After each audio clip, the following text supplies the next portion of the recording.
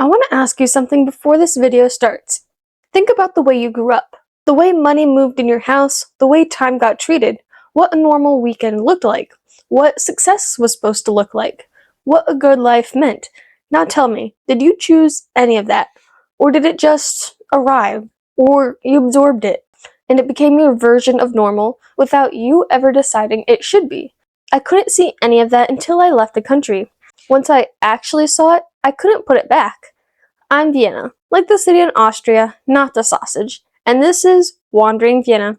I share how my mom and I travel the world and the finance side of actually getting there on a single mom's regular income. This video is about something my mom understood long before I did, something that took me getting on a plane, landing somewhere completely different, and standing on a foreign beach to finally feel it. Stay with me because at the end of this video, something is going to shift, and I want you there for the moment it does. Where this connects to your money, not just your travel, is the part most people don't see coming. When I was younger, I just assumed the way things worked around me was the things worked everywhere. The pace of a normal day, how loud a public space is supposed to be, whether strangers make eye contact or look away, what normal meals look like, how big is a normal house, how money is supposed to move through a family. I didn't think of any of those choices.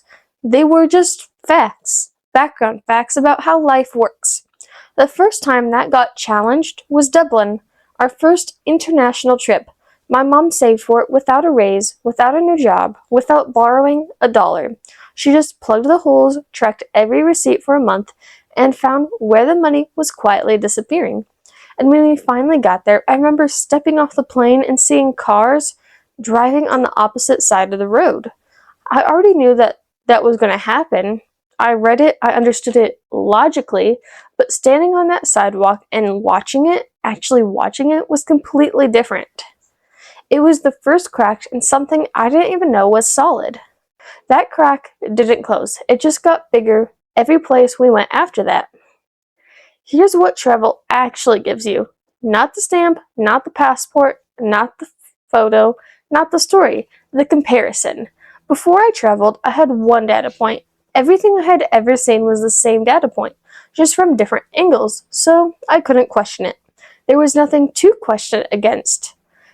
After Dublin, I had 2 data points, and 2 data points is enough to start asking questions you never knew existed, like the pace of life. In some places we visited, meals take 2 hours and nobody looks at a phone, not because of a rule, just because that's how time gets treated there.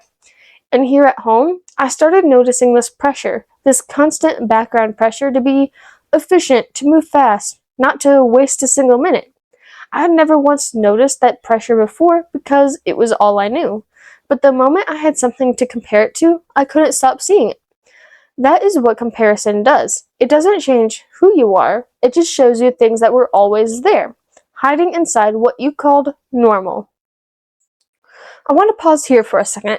If there's already something shifting for you, stay with me because the next part is the one I actually think about the most.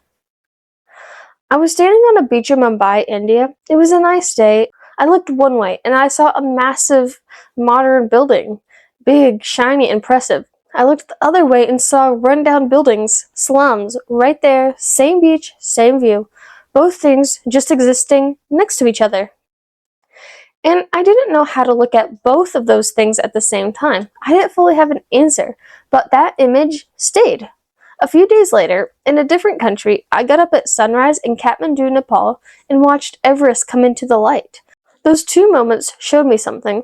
What I assumed was just normal was one very specific version of it. The lens you grew up with doesn't just shape how you see the world, it shapes how you see money, what's worth spending on, what counts as normal financially. My mom questioned her lens early. That's why we've been to 20 countries across 5 continents without debt. By the time I graduate and head to Europe on my own, I'll have been to nearly 30 countries. I came home from that trip and looked at my life differently. Not because anything about my actual life changed, because I had finally something to measure it against. And that part nobody tells you about leaving, you don't come back with better answers, you come back with better questions. So here's what I'd ask you to do.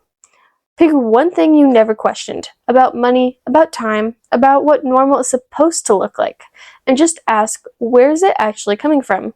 Whether you chose it or whether it just arrived and you absorbed it.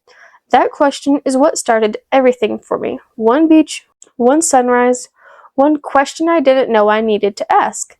I'm 15, I'm not a financial advisor. Everything I share is what I watched my mom build. 20 countries, 5 continents, a regular income with no debt. I lived it and now I'm sharing it. Comment below if this just changed how you see things. Subscribe to Wandering Vienna if you haven't yet. Hit that like button, it tells the algorithm you liked this. I post content like this every single week and I don't want you to miss what's coming. Share this with a friend who you think needs to hear this. I'm Vienna, this is Wandering Vienna. And make sure to come back because there's always more to explore.